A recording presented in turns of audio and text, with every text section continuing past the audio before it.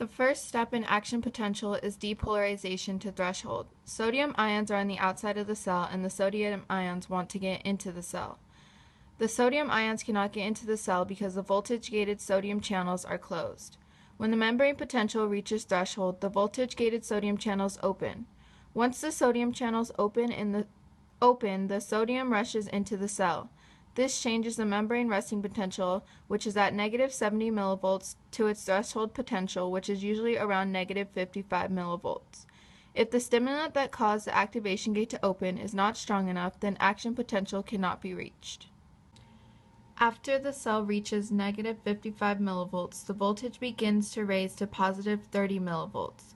The inside of the cell, or the intracellular part of the neuron, has reached its potential, which is also known as depolarization. Once the inside of the cell reaches positive 30 millivolts, the activation gates cause the flow of sodium ions to stop, and when this occurs, the channel is known to be completely inactivated. While the sodium channels are closing, the voltage-gated potassium channels are opening. Positively charged potassium ions rush out of the cell. This shifts the voltage back to its resting potential at negative 70 millivolts.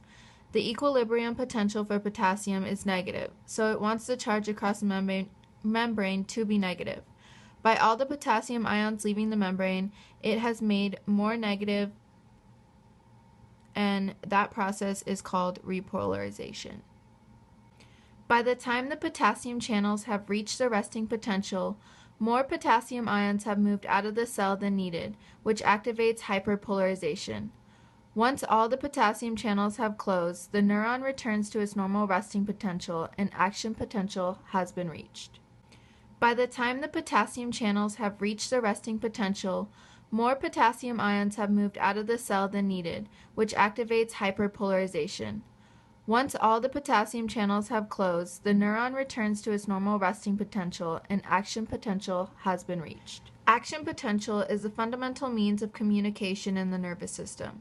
They represent rapid reversals in voltage across the plasma membrane of axons. The plasma membrane is selectively permeable. These positive feedbacks are mediated by voltage-gated sodium and potassium channels found in the plasma membrane. The action potential can be divided into 5 different phases, which are resting potential, threshold, rising phase, falling phase, and recovery.